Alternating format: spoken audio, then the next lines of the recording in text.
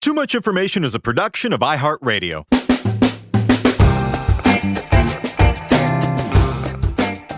Hello, everyone, and welcome to Too Much Information, the show that brings you the secret histories and little-known fascinating facts and figures behind your favorite TV shows, movies, music, and more. We are your two no longer teenage but still mutant trivia turtles. I'm Alex Heigl. And I'm Jordan Runtagh. And Jordan, today we're going to be talking about a franchise that occupied and still does, a massive space in my heart, as I'm sure it does for any number of people of our age group. We are talking about the Teenage Mutant Ninja Turtles. We're talking about the comic. We're talking about the TV show. We're talking about the movie, the first one. We may touch on the action figures. I think the comic was the only one of these that I didn't have my hands on as a kid because, as we'll talk about, they were both scarce and very violent. I had a boatload of the action figures. I played the arcade games. Shouts to Turtles in Time, and I rewatched that first movie endlessly, and the second one too with Vanilla Ice rapping, "Go Ninja, go Ninja, go." You know, you didn't see that one? Did not. It's great. It's great. But we're not going to talk about that movie, though. What about you, bud? You're going to get a lot of blank stares. Yeah, you don't strike me as a turtle kind of guy.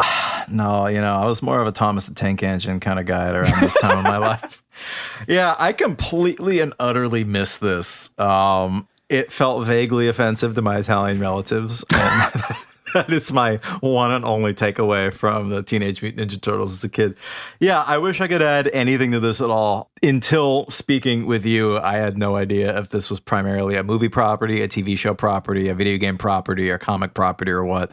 Yeah, for all my collecting habits, I was never a comics guy, and not really an action figure kid either. Oh, okay. And I don't know, everything about it just seemed too, goofy to me as a The kid. show is goofy. The first movie is actually, I think, a little bit deeper than most people give it credit for. There's actual character beats. The fight scenes are a little more not violent, but they do have a little bit more teeth in them because they course corrected it on the second movie and it just becomes like Three Stooges fight scenes. I mean, that was what my understanding is, that it started off with a very violent adult comic, then went to a very kid-friendly TV show so that they could make action figures to tie in for this very kid-friendly TV show. And then they made a movie based on the TV show that then kind of reverted back to being super dark and scary. And some people, as we'll talk about, were kind of upset about this. Yeah.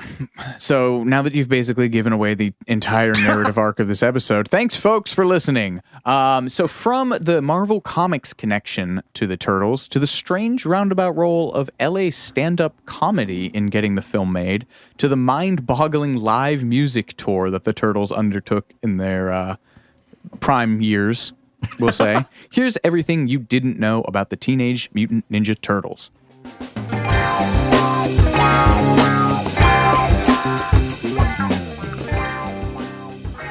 Sorry. Two artists, Kevin Eastman and Peter Laird, were struggling New England comic book writers when Eastman one night happened to sketch a turtle wearing a mask and armed with a set of nunchucks in November of 1983. Here's a question. How many joints do you think were required to lead up to the point where he's sketching a turtle wearing a mask armed with nunchucks? No comment. In May of 2012, that original drawing of the turtles sold at auction for $71,000, nearly $72,000. You know what I have to say about that, right? You sure do. Belongs in a museum. There it is. Pete drew a cooler one, Eastman told the Week in 2015. Then, of course, I had to top his sketch, so I drew 4 of them standing in a dramatic pose. That was in pencil, but Pete inked it and added Teenage Mutant to the Ninja Turtle part. We were just pissing our pants that night, to be honest, saying, this is the dumbest thing ever. It's just like small boy Mad Libs. Yeah, exactly. The pair's comics imprint, Mirage Studios, was founded with money from a tax refund that they got and a loan from Eastman's uncle.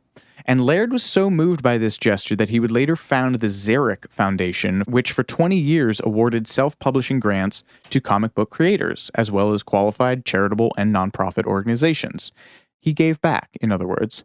They called it Mirage because, in Eastman's word, there wasn't an actual studio, only kitchen tables and couches with lap boards. In May of 1984, Laird and Kevin Eastman self-published the first black and white issue of Teenage Mutant Ninja Turtles at an initial print run of 3,000. And they fleshed out the concept based on a number of other titles and influences from around this time. Marvel's The New Mutants, which you say is a spiritual descendant of X-Men, which featured teenage mutants. There's Cerebus, which starred an anthropomorphic aardvark that occasionally cosplayed as Conan the Barbarian. Yes. And Frank Miller's Ronin and Daredevil, which melded nightmarish taxi driver-esque visions of New York with ninjas and samurais. Yeah, Frank Miller might be one of the most New York hating comic book artists. He apparently was mugged here like twice when he first moved here to work on comics and never got over it. And so like Sin City, The Dark Knight Returns, like all of his big pioneering comic book works portray the big city as like a dystopian hellhole, which can be directly traced back to the time that he was mugged. In fact, speaking of Daredevil, the Turtles' origin story is an explicit nod to that hero, Marvel hero, which is the story of a young boy who gains superpowered senses, except for sight, after being blinded by a bunch of toxic goo that falls off a truck. Not unlike Alex Mack. We should totally do Alex Mack. That'd be good. Eastman and Laird reasoned that at least some of that goo must have filtered down into the sewer and had an effect on some of his denizens. I mean, to quote Dr. Evil, I don't know animals, but do turtles live in the sewer? It's possible. A few of them, maybe. The turtles' mentor, the mutated rat's Splinter, yes, rats live in sewers. Maybe the rat was going to eat the turtles, and then when they got all cute, he was like, I can't eat you now. You're my adopted offspring. We're riffing. We're reaching for stuff here. Cute or dangerous? Yeah. There's another number of Daredevil references. So Splinter, the rat mentor, is a riff on the guy who trains Daredevil to master his powers, who is known simply as Stick. And the Turtles' foes, the ninja clan The Foot, is the logical counterpoint to The Hand, which is the ninja clan that Daredevil battles in Miller's run on the title. I find it funny that Big Bad the Shredder, meanwhile, has no such Marvel analog. Eastman literally just looked at a cheese grater and thought that it could be weaponized. Again, how many joints? Yeah, exactly. We're going to make our villain this big cheese grater. It's just going to be a cheese grater. Have you ever really looked at a cheese grater, man? Like, you could really hurt someone with one of these. Who's the mutated rat mentor in your life? Robert Plant? No, it's got to be somebody scrappier than that. Oh, Tim Armstrong from Rancid. Oh, yeah, that makes sense. Yeah. The pair initially wanted to give their creations some authentically Japanese names, but Laird said they simply couldn't think of any. Not big Toshiro Mifune fans here. Probably hadn't seen any number of Kurosawa samurai movies. And simply went with the 4 Renaissance artists they were most familiar with, aided by one of Laird's art history books. The color coding of the characters, Raphael red, Leonardo blue, Donatello purple, Michelangelo orange, came via the animated series, as the original comic book was in black and white. So they were differentiated in the comic only by their weapons. Raphael has sais, Leonardo has swords, Donatello has a bow staff, Michelangelo has nunchucks. They also initially misspelled Michelangelo's name using the Anglo spelling of Michael rather than the Italian spelling without the A. Wasn't Donatello originally supposed to be Gian Lorenzo Bernini? Antonioni? I think there was supposed to be a fifth one, too, named, I swear it was something like Kirby. Oh, maybe, because they were big Jack Kirby nerds, who is Marvel, and I think he also wrote for DC, but one of the towering figures of, mid-century American comics. Anyway, we do not have the time or the space to get into the cast of characters that sprawled from the comics to the show to the toys, but there's one hilarious one that I really want to highlight. Shredder created an answer to the Turtles, a team called the Punk Frogs. And they are named after Shredder's personal heroes, Attila the Hun, Genghis Khan, Napoleon Bonaparte, and Rasputin. 2 of them in the 2012 cartoon are voiced by Maurice LaMarche, a.k.a. The Brain from Pinky and the Brain, beloved by this podcast for his Orson Welles impression. Yes. But for some reason, Attila the Frog speaks like Marlon Brando in The Godfather Apocalypse Now, so I don't know why I threw that in there, just thought it was funny. The comics were a big hit right off the bat. And while it might seem counterintuitive, the alternative comics scene of the time was rather bullish on black and white. You think of comics as these brightly colored things. Not so at the time. Gilbert and Jamie Hernandez's Love and Rockets, the aforementioned Cerebus, and Usagi Yojimbo featuring an anthropomorphic samurai rabbit were all black and white. They were all hits. Incredibly, Usagi Yojimbo had nothing to do with the Turtles, despite both of them being martial artist anthropomorphic animals, but they would have crossover issues. I think I had his action figure. Because TMNT's initial run was so limited and the market was so hot, within months the issues were selling at up to 50 times their initial value. And obviously the success of the title inspired a rush of copycats like, and I swear I'm not making these up, adolescent radioactive black belt hamsters, preteen dirty gene kung fu kangaroos, and adult thermonuclear samurai elephants. Although that last title eventually morphed into the much cleaner title of Power Pachyderms. Oh. That kangaroo one is funny because it's actually written by a woman named Lee Mars, who's a truly pioneering feminist underground artist. I think that one was written as a parody. Capitalism is a disease. Did you know that in the UK, the local censors were, I guess, super sensitive to the inherent violence of Teenage Mutant Ninja Turtles, so they changed their name to Teenage Mutant Hero Turtles. And I guess since nunchucks and other chain sticks were banned in the UK, every scene from the first season of the show that showed nunchucks were either cut or they did the Batman thing where they replaced the shots with stills containing words like Biff. Which is great. So that's why by season 4 of the show, Michelangelo started using a turtle-shelled grappling hook. And by season 5, he stopped carrying nunchucks entirely. And while we're on the topic of Teenage Mutant Ninja Turtles in the UK, let's talk about how they caused an environmental crisis, shall we? Please.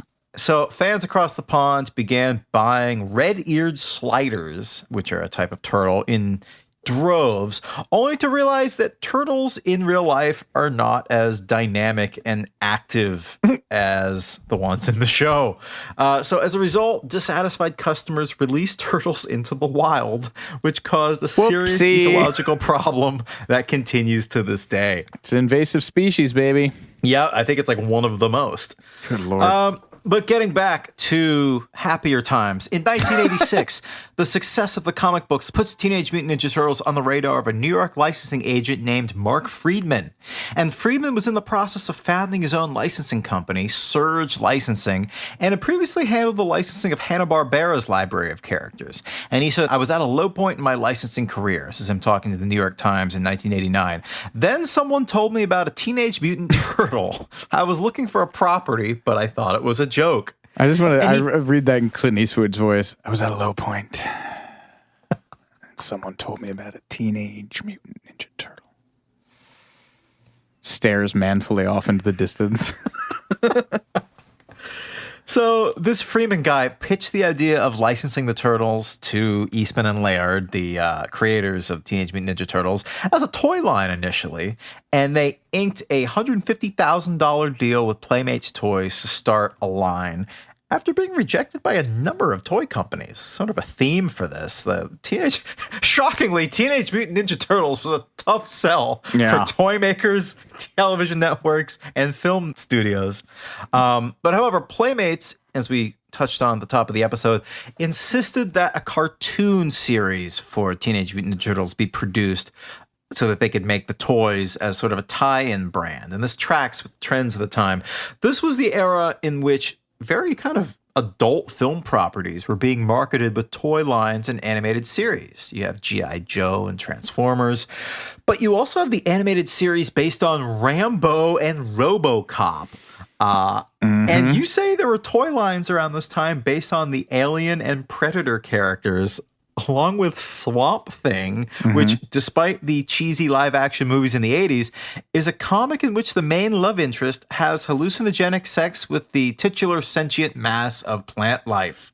I'm not familiar. I'll take your word for it. In the same run of comics, that same character is later raped by her dead uncle, who's possessing her husband at the time. Point is, Swamp Thing should not have been marketed to children, and I had a lot of those action figures and watched that cartoon. They also made a cartoon series and action figure line about the Toxic Avenger. Toxic Avenger is a movie made by Troma, who are famously like one of the goriest film studios of all time. It's just this whole Wild West era. Like, I remember those Alien and Predator action figures. I had a bunch of them. I should not have been watching those movies at that age. Anyway, Playmates partners with the animation studio Murakami Wolf Swenson, who made this Toxic Avenger cartoon, and they begin developing the series. Many of the Turtles' signatures, like Heroes in a Half Shell and Turtle Power, came from these initial brainstorming sessions. And it is important to note here that the original comics were super, super violent. And they moved away from this tone for the show because it's a toy tie-in. Even the movie was too violent for the Playmates people, and they refused to make tie-in toys for the first movie. Even in the original cut of the first Teenage Mutant Ninja Turtles movies, they had a kid get beaten to death by Tatsu. Yeah. Before the MPAA insisted they add sounds of the kid breathing and a voice off screen saying, "Oh, he's going to be all right." They ADR that in. It's so weird. Here we go. Teenage Mutant Ninja Talent. Grab bag of voice actors involved in the show. Cam Clark voiced Leonardo. He also voiced the lead character Kaneda in the English dub of the groundbreaking Japanese anime Akira, and the bad guy in the similarly groundbreaking video game Metal Gear Solid. Oh, yeah. That for somebody who was not into like that many violent games and stuff as a kid, I remember Metal Gear Solid very well. Probably because it was the only PlayStation game that was sort of like GoldenEye. Yeah. I really wanted GoldenEye. Barry Gordon, the voice of Donatello, was in The Girl Can't Help It in 1956. What? That's like the ground zero of rock movies with like Jane Mansfield and Little Richard and I think like Clyde McPhatter. For a guy doing the voice of an animated turtle, this man had a career in almost every classic television show ever. Dick Van Dyke Show, Jack Benny, Alfred Hitchcock Presents, Leave It to Beaver, Dennis the Menace, The Don Rickles Show, and The Bob Crane Show, before he became a prolific voice actor and the longest-serving head of the Screen Actors Guild. Wow. Well, tie me up and beat me with a tripod. Folks, if you want to Google Bob Crane, do that, but not on your work computer. Robert Paulson voiced Raphael, but he would switch to Donatello for the 2012 cartoon. That guy was Pinky in Pinky and the Brain, and he was Yakko the Animaniac, and Carl in Jimmy Neutron, and he played the Jim Carrey role in the short-lived Mask animated series. He was Haji in Johnny Quest. He played Arthur in The Tick. He was also in Biker Mice from Mars, and he was in Chip and Dale, and Darkwing Duck, and Fraggle Rock. Wow. I just love the fact that there were like 24 voice actors who did every single show for like 2 decades. Townsend. Oh, yeah. Who was, what the hell is his name? Billy West. Billy West did everybody. He did Doug. He did Ren and Stimpy. He did Philip K. Fry and Futurama. The Red M&M. Yeah. Townsend Coleman, who played Michelangelo, was the voice of The Tick, a cartoon series I also watched. Spoon. He was also in Fraggle Rock. And he was in the Teen Wolf animated series, which I did not know was a thing. Did not. And he was in Ferngully.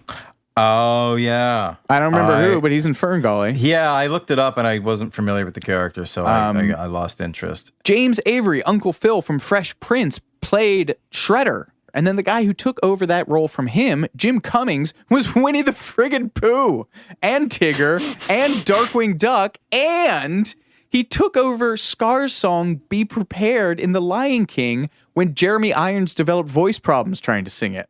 Wow, these are champions all. Insane. All of the voice actors performed their roles together in the same room to preserve chemistry. And that was something that was really rare, right? Yeah. Like one of the few exceptions were The Simpsons. And I think we talked about it on Beauty and the Beast, too, because they did the same thing with Belle and the Beast. It's something that Fred Wolf took so seriously, he told voice actors that if someone couldn't make it to a recording session, they would be replaced. And that's why some of the characters have alternative voice actors listed in their credits, because if they had a time conflict, they would just cast the voice of someone else.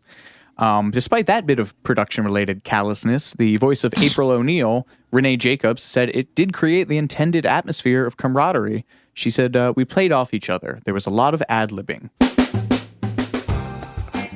As you meditate on that, we'll be right back with more Too Much Information after these messages.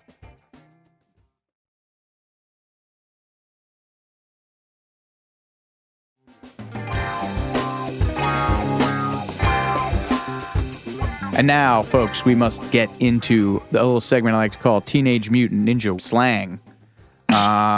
Because while we're at it, where the hell does Cowabunga come from? I'm so glad you asked. Jordan? Well, it actually comes from the 1950s children's show classic, Howdy Doody. And it's said by the problematic character Chief Thunder Thud as a sign of frustration.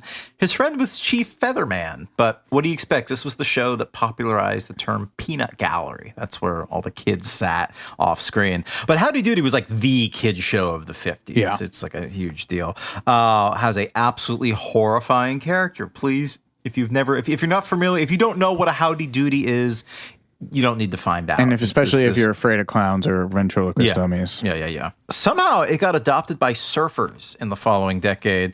And in Paul McFeddery's book, Weird Word Origins, he points to the 60s TV show Gidget as an influence. I guess one of the characters would yell Cowabunga as he ran his surfboard into the water. Teenage Mutant Ninja Turtles writer David Wise has claimed that he came up with making the word Cowabunga Michelangelo's catchphrase as of the first episode, when Michelangelo surfs over an object because he had a memory of a similar scene Charles M. Schultz drew in Peanuts with Snoopy. And animator Fred Wolf has claimed that it was actually his suggestion to make it a catchphrase. And Michelangelo voice actor Townsend Coleman has apparently claimed that he was the one who invented this. He said he just improvised it. So the jury's still out on why Cowabunga entered the Teenage Mutant Ninja Turtle universe. But the coda to all this is that Teenage Mutant Ninja Turtle creators Eastman and Laird were sued for $5 million by Buffalo Bob Smith, the host of Howdy Doody, because he claimed that they stole his line Cowabunga, and I guess they settled for $50,000. So not the $5 million. Yeah, not what Buffalo Bob wanted. So I guess Buffalo Bob made this word up wholesale. Then is what you're saying. Wow. Yeah, I think he was trying to do some kind of racist, like Native American, like sounding word. So writer David Wise had just finished working on Transformers, and he was actually hoping for some downtime when he got the call to do TMNT. As a self-professed comics freak, he owned the first 7 issues of the comic, and he took the job on the spot. But that said, he was not the animation studio's first choice. That would be Chuck Lorre, who went on to create 2 of the most profitable sitcoms of all time, 2.5 Men and The Big Bang Theory. Lorre, who at the time was a bit of a tunesmith, bit of a song and dance, kind of a Broadway Danny Rose sort of character. He wrote Debbie Harry's 1986 track French Kissin' in the USA. What? Chuck Lorre wrote the Teenage Mutant Ninja Turtles, Teenage Mutant. He wrote that theme song. What? With his then writing partner. I had no idea. Dennis Brown, not the reggae singer Dennis Brown, sadly enough. And hold on to your hats, because this is one of those truth is stranger than fiction moments. The showrunner's original choice for the theme song were the actual Turtles, as in the happy together 60s pop band, The Turtles. And Lorre said in 2012 in an interview, I wanted to do the theme song for The Turtles, the show, the minute I heard about it. But the original Turtles were given the job, if I recall correctly. They were a legit group. They were deep in the whole Laurel Canyon scene. And when the Turtles split in the late 60s, the 2 main guys, Mark Volman and Howard Kalin, joined Frank Zappa's Mothers of Invention. And they also made some great stuff under the name Flo and Eddie. I think they were tight with Keith Moon, too. So these guys were like deep in the scene. And Warren Zevon. Warren Zevon wrote some songs for them, and they helped him out get his start. However, the band bailed on the job, and the show's producer went back to Lorre saying, you have 48 hours, go. He and Brown banged it out in an afternoon and booked an LA studio from 12 a.m. to 8 a.m. one night because it was the cheapest time block available, and their budget for the demo was $2,000. He also said they submitted the demo with all of these ad-libs, the like, heroes in a half shell, turtle power. Those were ad-libs that they put on the demo. That demo ended up being taken as the master version that the production used. So that's why all that stuff is in there. Oh, I love it. Writer Wise found the task of characterizing the grim, indistinct turtles from the comics challenging. So he took a very literal approach, with each one embodying one word from the title, inspired by other classic foursomes like the Marx Brothers and the Beatles. I have to say, okay, teenage, sure, I get that one being the kind of goofy, dumb one. Mutant, I don't know how you'd illustrate that, but maybe kind of being weirdo. Ninja, okay, being a really good fighter. Turtle. Well, how much would it suck to be the turtle whose defining characteristic is being a turtle? I cut this, but now that you're forcing my hand, I'll explain. Teenage was Michelangelo because he was the unserious, goofy one. Mutant, he simply took the idea of being a sci-fi sort of influenced term and made Donatello the mutant because he was the tech guy, constantly inventing new science fiction, fantastical. I'll let that slide. Ninja was Leonardo because he had the two swords and he was the best fighter and he was the leader. And Turtles was Raphael. And this is a bit of a stretch because he said we needed a character who was in on the joke, who found all of this to be as absurd as the audience would, and so was constantly cracking wise at it. So all of Raphael's meta winks at the camera and sort of sarcastic remarks about how absurd the whole show is, that was where that came from. Now that I've read all that highfalutin garbage, I have more highfalutin comparisons to make. In his mind, in Wise's mind, each one embodied one word from the title, and then they were also inspired by classic pop culture foursomes like the Marx Brothers and the Beatles. Raphael was Groucho Marx, the wiseacre. Leonardo is Zeppo Marx, the serious one. Donatello is the Chico of the group, the schemer who's not as smart as he thinks he is. And Michelangelo is Harpo. Now, for the Beatles, he had Raphael as John, Donatello as George, Leonardo as Paul, and Michelangelo as Ringo. So I'd like you to debate that. Okay, yeah. I mean, as the resident Beatles guy, I have to say it's my duty to inform you that the Marx Beatles comparisons, they don't really correlate. Leonardo, Zeppo, the serious one, but he's also Paul. Paul's not the serious one. George is the serious one. So they don't correlate. I mean, it's a flawed premise because the Beatles and the Marx Brothers don't have. How do you feel about Michelangelo as Ringo? I don't know the Turtles well enough to make an educated. Okay. Well, Harpo was the silent one. Harpo was, as the Marx brother, was the silent one, right? He walked around with a bicycle horn. I don't know, dude. You're making me get... So that kind of works. You're making me get way too far into stuff I don't really... Yeah, Harpo was the one with the crazy curly hair, I assume, wig, and never spoke and would walk around with a horn. And he was in the I Love Lucy episode when Lucy thinks she's looking in a mirror and they're like mimicking each other's movements. So he was a very gifted physical comedian, always in the trench coat, like Ringo in A Hard Day's Night. That one works fine. Raphael, John, wiseacre, like Groucho... That works. Yeah, it's the Leonardo, Paul, George connection that throws me. I'm sorry, I just went into a fugue state while you were doing that. Apparently his inspiration's from Michelangelo. He said Michelangelo was the Sid Vicious of the Turtles. Sid Vicious was a violent garbage human, so I don't know that tracks. But he said Sid Vicious couldn't play or sing, but he epitomized punk. Michelangelo epitomizes what the Turtles are about. Another model, which I believe much more, was Jeff Spicoli from Fast Times at Ridgemont High. Sean Penn. Yeah, Sean Penn's stoner character. Doesn't the kid in the Teenage Mutant Ninja Turtles movie, I think his name's Danny, always wear a Sid Vicious t-shirt? Sure does. So that's a good connection. Wise really was crucial in shaping the show. He created the big bad character Krang for the show because Krang was an alien. That meant that the Turtles could then beat up robots instead of viciously decapitating human ninjas like they did in the comics. He created the character of April O'Neil as sort of a Lois Lane information conduit for the Turtles to get their news because she's a reporter. And her look was inspired by Fujiko Mine, a thief who occasionally posed as a news reporter on the anime Lupin III. These people stole a lot from Japan. But not names, because they couldn't think of any. So this wise guy, the writer, he's not thrilled about his experience on the Teenage Mutant Ninja Turtles show, and it does seem like he kind of got a bad deal, because after the show moved from syndication to CBS, he basically became a showrunner and was writing everything himself without help. It was a job, he said. I saw no benefits from it. I had no licensing money. The more successful it was, the more scripts I had to write. For years, that covered my bills. It was nice to see it get successful, but there was a discomfort of knowing that you're the one guy who's not getting rich. I should have created my own thing.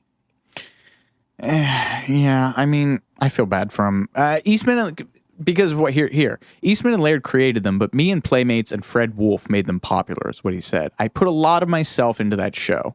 Again, he takes credit for Cowabunga. The pizzas, that was me. He also takes credit for that. All the stuff that everyone loves about them, that was me. But everyone else got rich. The pizza. The pizza? That was me. That was me. I'm sorry. That's really funny. Incidentally, neither Eastman or Laird were happy about the direction the TV show took. Eastman said in a 1998 interview for the Comics Journal, "There's some stuff we really don't like, and there's some stuff that we wish we hadn't said yes to, stuff that they wanted to do. But we said, we'll always have our black and white comics that tell the kind of stories we want to tell."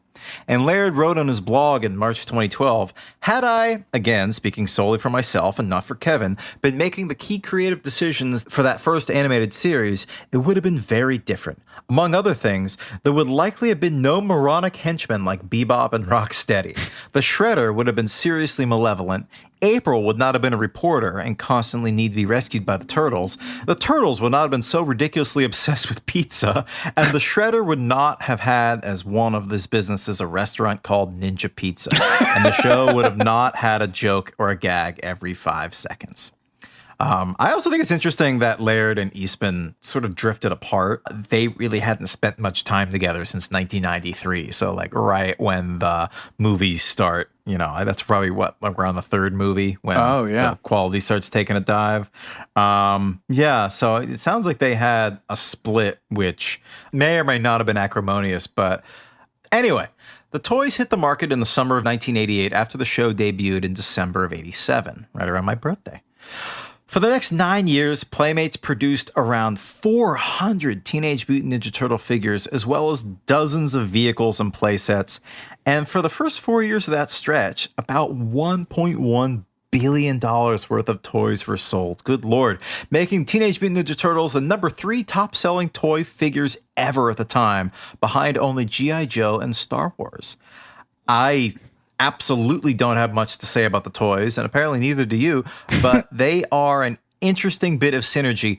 Wise, the writer, said that while Playmates were mostly hands-off regarding the show, they would occasionally come to him with some new gadget or vehicle or villain to work into the show to correspond with a toy launch, which is funny. Yeah, it is. Like, the next episode has to be about the garbage SWAT van that we're creating for you. He said he was mostly fine with all of these because it did take some of the weight off of him to try and, come up with new stuff. But except for one, Playmates asked him to include a garbage-launching toilet catapult in an episode, which he called the dumbest thing I had ever seen. So he resolved that when it did appear in the show, it never worked correctly. It would always go wrong and blow up in their faces.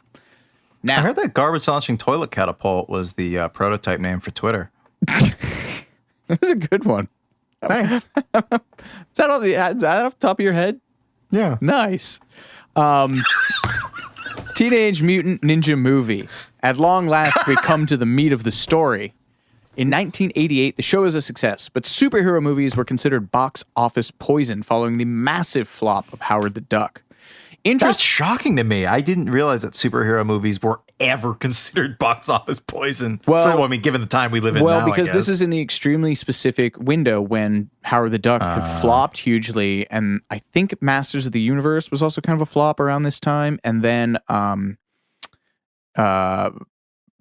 Tim Burton's Batman comes out in 89, and that's kind of what brings them back. Revamps it. Because we'd had like the 3 Superman sequels, which all got Christopher Reeve here. Yeah. So anyway, the most serious interest that Eastman and Laird had received was from B-movie king Roger Corman. Wow. Who pitched, this is wild, Sam Kinison, Gallagher, Billy Crystal, and Bobcat Goldthwait wearing green paint and shells. Eastman told The Ringer in 2020. And Eastman called it a very hilarious treatment and concept. He is wrong. It's just like the drunk Don Draper voice. It's 3 amigos, but it's 4, and they're turtles. Well, we want to get the guy who does the voices and the guy who hits stuff with a watermelon, and it'll be turtles. And the guy who does Muhammad Ali in a questionable but nonetheless not inaccurate impression. And Sam Kinison. Yeah. Roger Corman's still alive, so it's not too late. Well, I guess Sam Kinnison's not, so. Not too late. No. But Gary Proper, a surfer and Gallagher's road manager at the time, thought the Turtles had potential, and he teamed up with Kim Dawson, who was producing Gallagher's comedy specials at Showtime. So yes, the genesis of this movie has its roots in the people directly connected to watermelon smashing comic Gallagher. Proper literally found a copy of Ninja Turtles on a Gallagher tour stop in Detroit. So they bring in a stand-up comic turned screenwriter named Bobby Herbeck, who was then writing a film for Golden Harvest, the iconic Hong Kong kung fu flick studio, who we ran a bit on in the Bruce Lee episode last time. Tom Gray, Golden Harvest's then head of production, told Bobby to kick rocks, but Herbeck persisted for 3 or 4 months. Gray told The Hollywood Reporter for their 2015 oral history of the film, Herbeck, to The Ringer, he just kept turning down on the picture. He said, finish the f***ing movie I'm paying you for. He wouldn't stop calling the project the Ninja Pinjin Turtles. He said, don't bring me this, I have to switch into the cigar chomping producer voice. He said, don't bug me with this Ninja Pinjin Turtle shit, Herbs. Called him Herbs. Eventually. Ninja Pinjin. Yeah. Eventually, he realized that they could make this movie for peanuts in Hong Kong, and Raymond Chow, head of Golden Harvest, greenlit it with a budget of $3 million.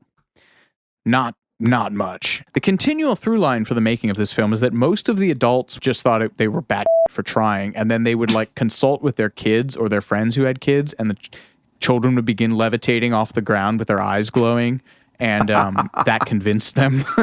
Talks to have Fox distribute the picture broke down weeks before shooting, and New Line Cinema stepped in at the actual 11th hour. They were headed into pre-production without a U.S. distributor.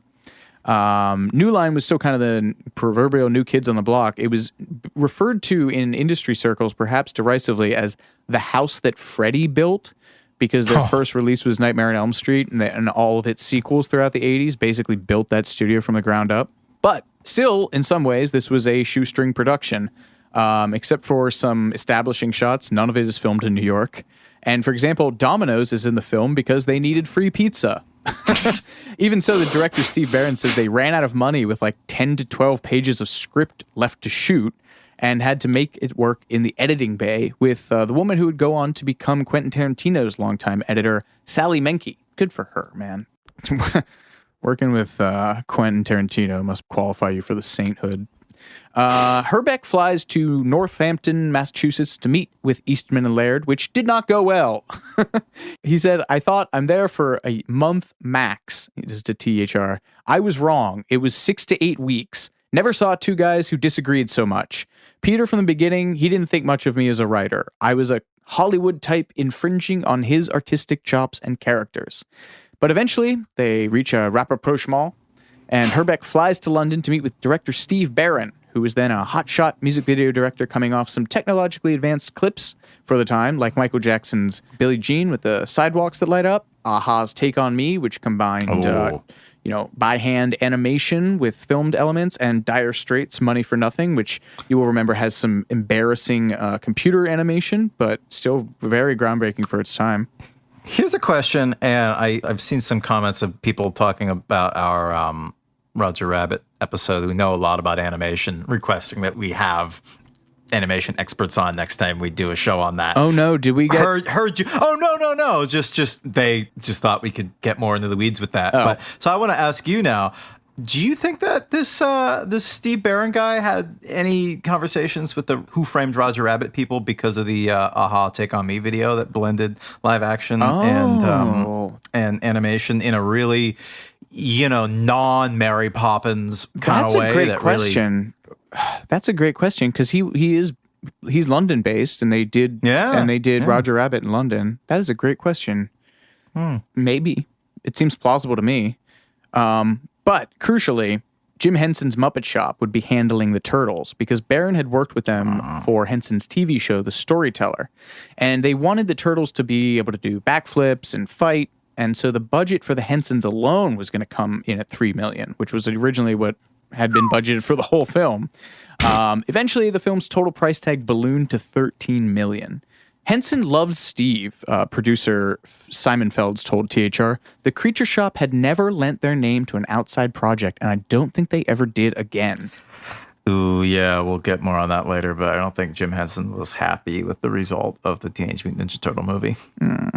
While working on Storyteller, Henson had told Barron, on each show, I figure we're going to have to invent one new technology to make each show work. On Turtles, I've got to invent 9. Because the actors had to be able to fight in their costumes, they weren't able to use exterior wires or cables to move the faces, which is what the easiest solution probably would have been. So there were actually 2 sets of turtle costumes. One were dubbed the action turtles that didn't have any electronics in them, and one for all of the dialogue scenes that use a state-of-the-art control system called Pupper Tektronix that involved a single puppeteer manipulating a joystick for the character's eyes, an electronic glove to work the motion of the jaws, and a headset with infrared trackers tracking the puppeteer's face to work the lips. Yeah, I heard these. I think just the masks alone had something like 15 separate pieces. I mean, it makes. We were talking about this in the Never Ending Story episode with Falcor and the rock biter puppets having to have like 20 people just to operate the face, one person for an eyebrow even. So it's all these partially animatronic, partially, puppeteer systems are incredibly difficult. I was going to make a joke about these masks being reused for the Dinosaurs TV show in the early 90s, but then I did a little more research, and apparently the Teenage Mutant Ninja Turtle masks from the first movie were reused for a TV show, an extremely obscure one. The turtle heads were reportedly repurposed for an Irish children's TV show called The Morbegs, which ran from 1996 to 1998, which providing the heads for the show's main characters, Molly and Rosa. And they're disguised with fur, but it's pretty easy to tell that these were at one point, Leonardo and Donatello. So any fans from fans Ireland of the Morbegs listening in, yeah, there you go. But yeah, these whole costumes, they were so incredibly complex. The mechanics and cooling systems for all this machinery was inside each turtle shell, which is pretty ingenious. And the entire thing had to be cast to each individual actor's body. And the actor inside Raphael, a guy by the name of Josh Payas, said that the Jim Henson team told them after the casting process that they kept us in that plaster longer than they needed to see if we would freak out, which was basically a way to test them, because being in these costumes would be kind of claustrophobic. Josh Payas later described the experience in the costume as, quote, like being in Grand Central Station at rush hour with a tin can over your head. And aside from the martial arts training, general and weapon specific, they also had to have extensive rehearsal work alongside the puppeteer responsible for their individual turtles so they could learn their facial movements and time it to the dialogue.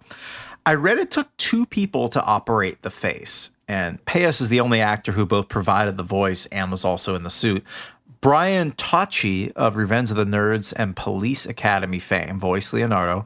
Corey Feldman did Donatello. Yep. And Robbie Reese, best known to me as Cousin Oliver from the Brady Bunch, was Michelangelo. That's insane. And Kevin Clash, who puppeteered Elmo for decades, was Splinter. He was the guy who I believe was let go amid a cloud of sexual abuse allegations. So these guys all got to play bit parts outside of the costumes in the movie. For example, Josh Payas doubled as a passenger in the back of a cab after Raphael jumps on the hood. Leif Tilden, who played Donatello, explained of his... Discover America? It's a Leif Erikson reference in there for you folks. Leif, this thing on? He explained of his lone run-in with Feldman. I went up to him at the premiere and I said, hey, I play the character you did the voice to. And he just totally dissed me. He didn't want to deal with me whatsoever. It was around the time he got busted for cocaine in the backseat of his convertible or something. All I remember was walking by him, surrounded by cameras, professing his innocence to cocaine, right outside the Ninja Turtles premiere. Kids are walking by. Yeah, Corey Feldman only got a reported $1,500 for the voiceover gig, so maybe that's why he was in a mood. Or the cocaine crash. But yeah, I guess producers basically convinced them, like, yeah, this is going to be like a random obscure art movie. Maybe it'll make some money on VHS sales, but that's not true. And then he didn't come back for the second Teenage Mutant Ninja Turtles movie, but I think they got him back for the third at a time when I think he could have used the $1,500. Probably. Speaking of real life stars, and I guess in this case I use the term star loosely, let's do a little fantasy casting for the character of Casey Jones, a non-costume dude played by a guy I've never heard of, Elias Koteas. First of all, How dare you? Elias Koteas is one of my favorite character actors. He's the bad guy in Fallen, again, or the first bad guy in Fallen, opposite Denzel Washington. He's been in just a ton of stuff. And my favorite name is I interviewed Chris Maloney once. And and Chris Maloney and Elias Koteas for a time looked very similar. And they would just get confused between each other. And Chris Maloney told me that one time he was filming for Law & Order in Grand Central Station, and someone came up to him with a copy of The Thin Red Line, which is a movie that Elias Koteas stars in, and asked him to sign it, and so he just signed it Chris Maloney. But yeah, who else was supposed to take the role of my beloved Elias Koteas? Johnny Depp was considered, as was Keanu Reeves, Christian Slater, Lou Diamond Phillips, famous for playing Richie Valens in My Beloved La Bamba, Emilio Estevez, Kiefer Sutherland, Jason Patrick, who I think was Kiefer Sutherland's best friend, and then when Kiefer Sutherland cheated on Julia Roberts and their engagement broke up, she started dating Jason Patrick. Good for him. Yeah, it's from our Hook episode. Brian Austin Green, Alex Winter, Gary Daniels, I don't know, and River Phoenix. Wow. Oh, and while we're on random casting bits, Toshishiro Obata, the guy who plays Tatsu, the Shredder's second in command, was actually literally the deadliest man on the set. He created his own style of Japanese swordsmanship called Shinkendo, which is taught in apparently dojos worldwide.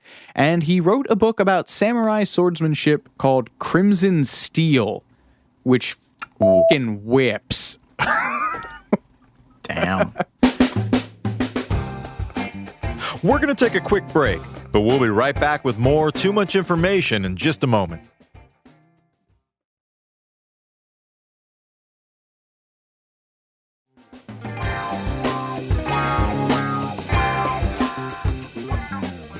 But now we must arrive at the grueling conditions this movie was shot under. Yes, they started shooting in North Carolina in July in 70-pound suits. Again, North Carolina in July, 70-pound suits. Here's Payas on that extremely uncomfortable process. Quote, "We would suit up from toe up to the neck. Then the head would go on. Then they would glue the head to the body so that it was all seamless. Then you were in there from morning to lunch break. We would each lose at least 5 pounds, just presumably through sweat. We would just freak out, and you would hear one of us go, 'Take the head off! Take the head off! Take it off!' Your blood was There's literally rats in boiling. here, Michael. Yeah. Your blood was literally boiling, and then they would shoot compressed air in our faces. Eventually, they made a little air-conditioned bubble that we would go into.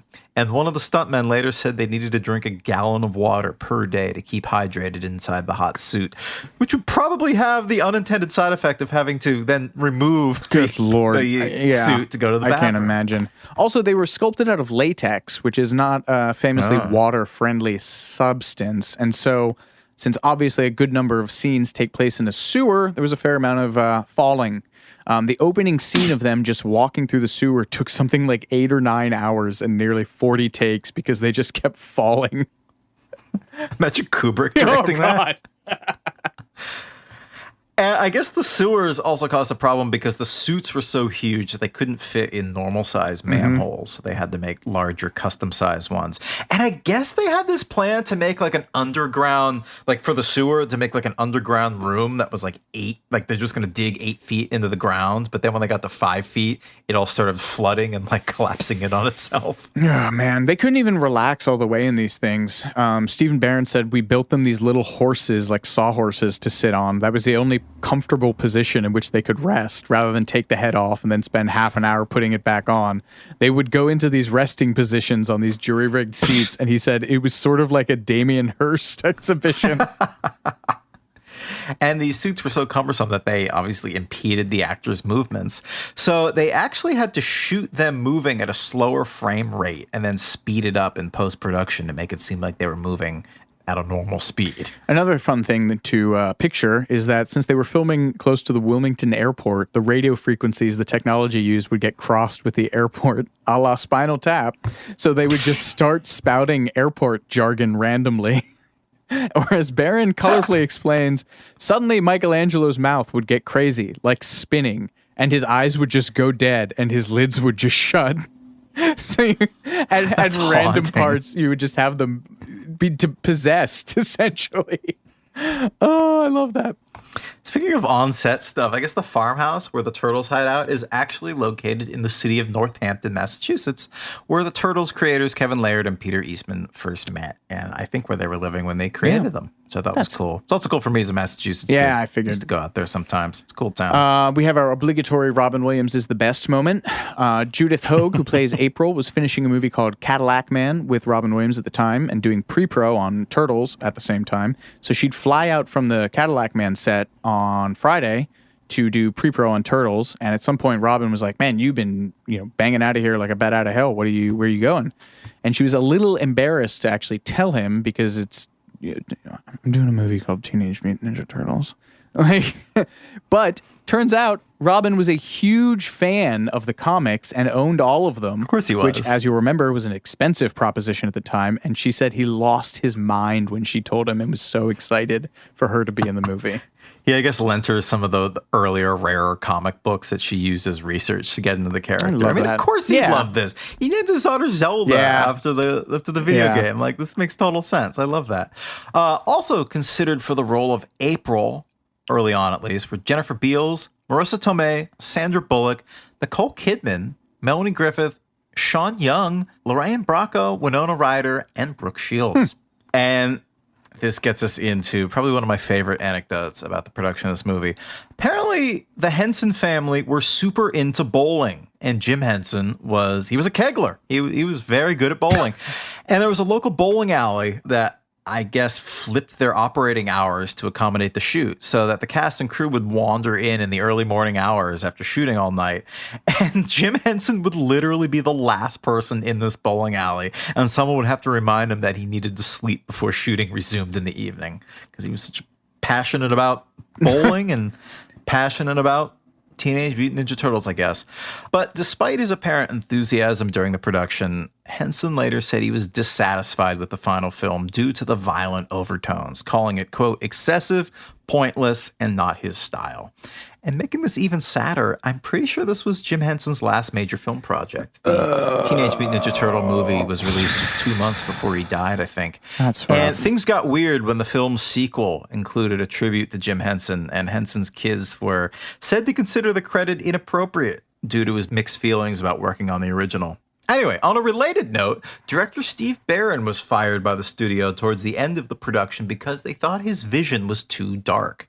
I guess Sally Menke was fired too. The final cut of the movie was not made by the director, and the tone of the theatrical versions changed significantly from what he had in mind. Some jokes were added to please the kids who only knew the Turtles from the cartoon, and some of the more serious scenes were axed. And among the deleted scenes, there was Michelangelo suffering from depression following Splinter's kidnapping, and also a sequence where Leonardo engages in intense Rocky-style training as he prepares to avenge Raphael's beating at the hands of the Foot Clan. And there's also a great deleted scene at the very end of the movie, which you can see on YouTube. After the Turtles have defeated Shredder and are celebrating on the rooftop, April and Danny head to a comic book publisher to pitch an idea about walking, talking, fighting turtles. And the publisher rejects the idea, thinking that it's too outlandish, too far-fetched, and then pan over to see the Turtles watching all this through a window. That's medium funny. Nobody thought this movie was going to be a hit. In both of those oral histories, Barron talks about running into Tony Scott, director of Top Gun, in New York and telling him what he was working on, and Tony being like, oh, and just walking away. In March of 1990, they did some early screenings with executives from Playmates who Eastman said thought it was the worst movie they'd ever seen. They felt like it was something that was going to kill the toy line. But of course, the second they screened it for kids, the test scores went through the roof. Barron said at the time they were of the mind that they'd have a good opening weekend at $7 million. And then the film opened at $25 million, breaking the all-time non-holiday, non-summer record. Then the second week, it did another $19 million. It subsequently picked up the record as the highest-grossing independent film of all time, which it would hold until the Blair Witch Project. Something like 202 million, right? On a 13 mil budget, man. That's wild. Wow, that's insane. So then they had the Turtles do stuff like Regis and Kathy Lee and photo shoots for People magazine in costume. But the best story about this time comes down to Barbara Walters. Barbara Walters at the time was famous for doing these interviews that got very teary. She would probe people about all the sad in their lives, and everyone would start crying on Barbara's show. So they wanted to rig Donatello's head up to cry. And That's great. the Henson shop had a little squeeze pump that was going to send water out of the eye holes in the costume, but it malfunctioned and shot out a flood of water. And so the guy in the suit had to pretend that he was having like a full-on hysterical breakdown. And subsequently spraying water all over Barbara Walters, which Is that on YouTube? I think it is. She was not happy about it. Now, we must talk about Coming Out of Their Shells, a.k.a. the live-action musical tour, heavily underwritten by Pizza Hut, in which the Turtles play instruments, sing, fight, and dance on stage. Also, Shredder raps. This was the work of theater nerds and musicians named Bob Bejan and Godfrey Nelson, who actually came up with this idea independently of the movie or show. Someone had given Bejan, I don't know, I'm sorry, buddy, a copy of one of the comics, and he and Nelson just started writing songs around it of their own volition as a sort of gritty Sesame on Ice kind of deal. They wanted something that parents could take their kids to and not feel completely put out as they would by seeing Sesame Street on Ice. They literally cold called Eastman and Laird and went to Massachusetts to pitch them 2 months before the movie opened in theaters. And the creators gave them the okay. They said, "You want to do a musical on Turtles? Sure, we don't give a shit." But they couldn't turn up the $50K for licensing, so they cold called another guy, a producer named Steven Lieber, who had been instrumental in bringing the Moscow Circus to the U.S. Once he ponied up the $50K, they then cold called the marketing department for Pizza Hut, Little Caesars, and Domino's to try and get the money to underwrite this thing. Now, by this point, the movie had come out, so this wasn't quite as hard of a sell, so Pizza Hut went in for it for a big way. Maybe to offset the fact that Domino's got the product placement in the movie. Maybe they were like playing a little catch up there. Yeah, that makes sense. What kind of pizza house were you as a kid? Were you Domino's or Little Caesars? We did Little Caesars. Papa John's? We did Little Caesars and then Papa John's later because they had the garlic sauce. We were a Domino's household. Yeah.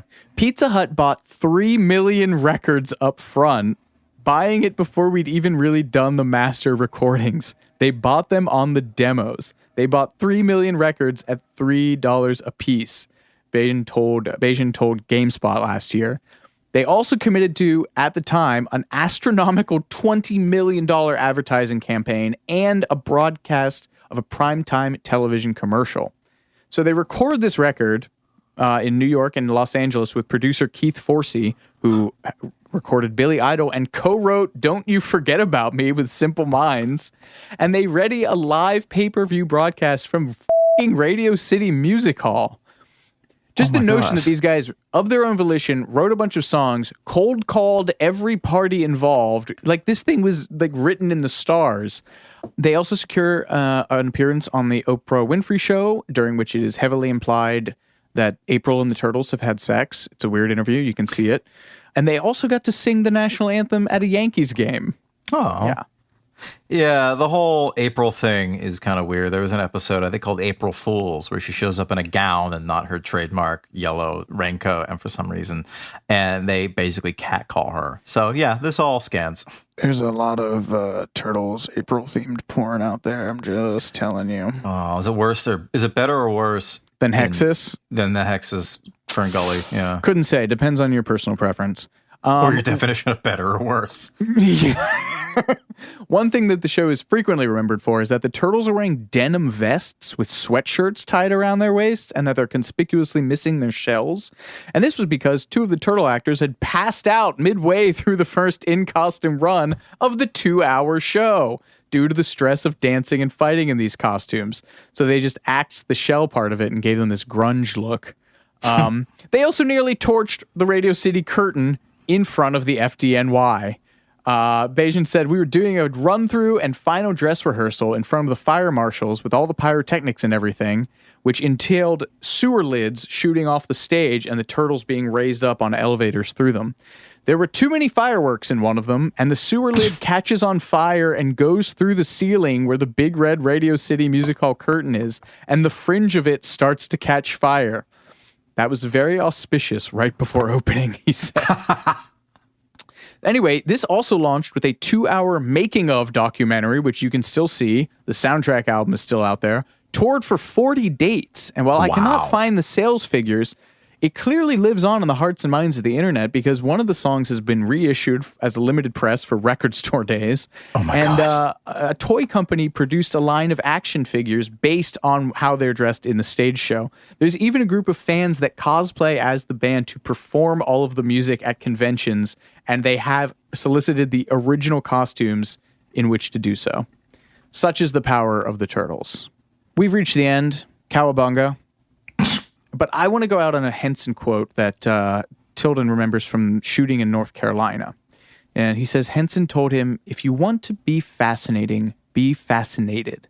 If you're fascinated, you are in a state of fascination, you will then be fascinating. Your art will be fascinating. And wow, that's great. I just think that there's a really nice spirit of wonder and fascination that runs through this franchise. People were captivated by this in a way that it seems impossible on paper. They're Teenage Mutant Ninja Turtles. It seems ridiculous on paper, and yet it spawned this incredibly durable and resonant for a lot of people franchise because of the love that went into it at nearly every level. And it's outside of the graphic novel, the movies and cartoon show, it reminds me of the Muppets, man. The Turtles aren't really cruel or edgy, at least not in anything more than like a sort of generous PG kind of way. I think the worst thing any one of them does in the movie is just yell "damn" really loud. Damn! From a rooftop. There's just like such a sweet, goofy little kid energy to them. And despite it's becoming this multi-tentacled, many $million media arm, I just think that musical is just the most indicative way of how the spirit of this franchise takes hold of people.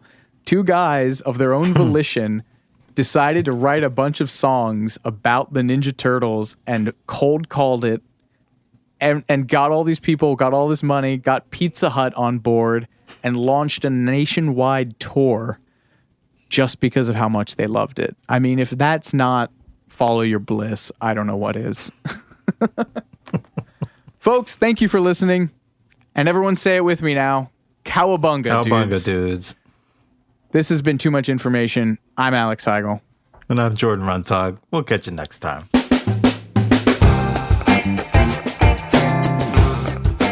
Too Much Information was a production of iHeartRadio. The show's executive producers are Noel Brown and Jordan Runtagh. The supervising producer is Mike Johns. The show was researched, written, and hosted by Jordan Runtagh and Alex Heigl. With original music by Seth Applebaum and the Ghost Funk Orchestra. If you like what you heard, please subscribe and leave us a review. For more podcasts on iHeartRadio, visit the iHeartRadio app, Apple Podcasts, or wherever you listen to your favorite shows.